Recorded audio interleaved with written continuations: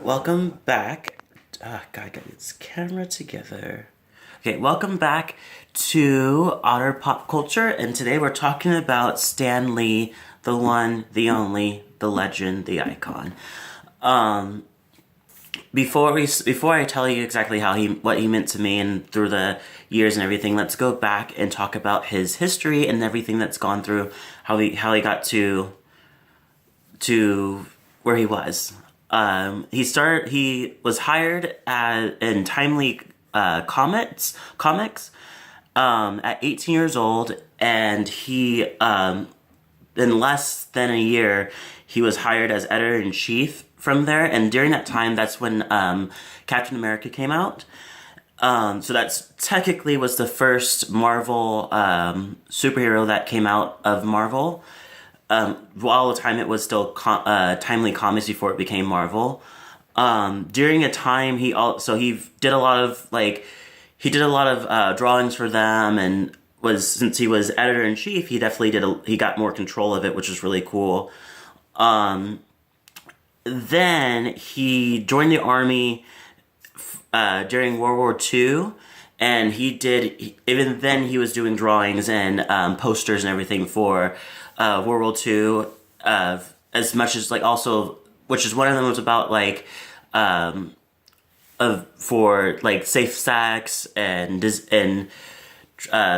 being aware of sexual disease, transmitted diseases and everything. So that was pretty cool. And then during the 1950s, the Marvel had an ups and downs because comics weren't really popular after the World War II, after all that was done when he came back, and so he kind of got through a lot of close to getting a lot of bankruptcies going through.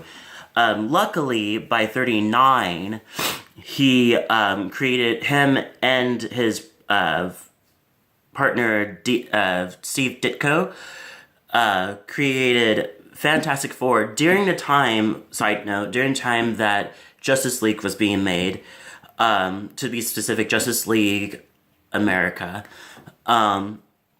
Which is Fantastic Four, making that actually save the company, and from then on, everything kind of wrapped into history, to where they started making movies and everything, and so for me personally, it's really and it's really crazy. It's not surprising that he passed away. He passed away at 95. He lives a nice long life and really made a lot of difference during his lifetime. For me, it really meant a lot to me that he that he kind of came through with this being him, and his comments meant a lot to me because I felt like I had Captain America's the first Captain America comics, and I had the Spider-Man comics. I had I feel like I had all of them, majority of them, not all of them, but majority of the mainstream ones. And it was just one of those things, just when I was feeling down in high school, and I was just in high school and middle school, hell, even in elementary school in some ways, I was just comics and all those things were kind of thing was an escape for me. So listen, to read, and it jump into a different type of fantasy is really fun, and so then when the movies came out in I want to say early 2000s, because I think X-Men was the first one. That was more of a actual flow of what was going on.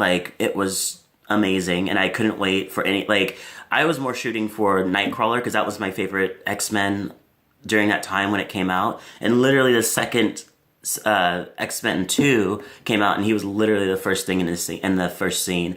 So it's sad that we see a person that has passed away, but I'm happy because he actually because of the legacy that he did, and all the ways, the things that he paved for other people to have more pride in liking comics and liking superheroes and having a thing like that, especially when all the movies came out and everybody was just oh, this is X-Men, it's interesting. And so all the fans came out, and everybody else that that weren't really sure about the comics about superheroes and kind of looked at it as like some like very something to do with like little kids and everything, which is, I honestly think it wasn't. Like, he literally made Fantastic Four at 39. That tells you something right there, you know.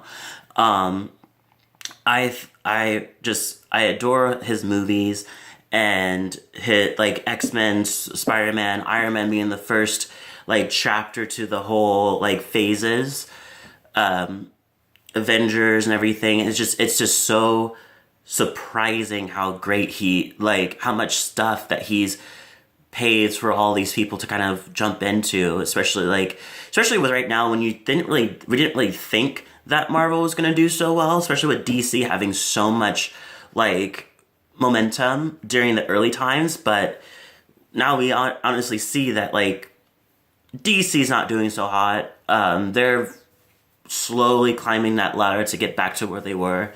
But Marvel is just fucking kicking ass. Like, it literally is going through phases.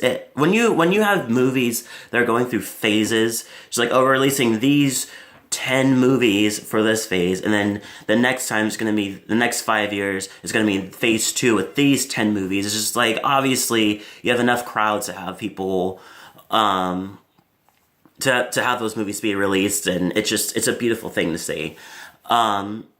So yeah, it's beautiful. There's not really much I can really think of.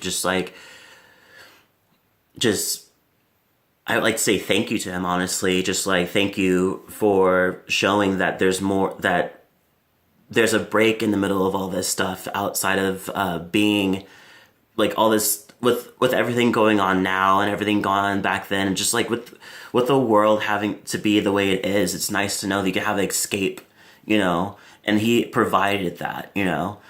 So yeah, so rest in peace, Stan Lee, and I'll see you guys for the next video. Comment down below, tell me what Stan Lee meant to you, what Marvel meant to you, and everything, and I'll see you guys in the next video.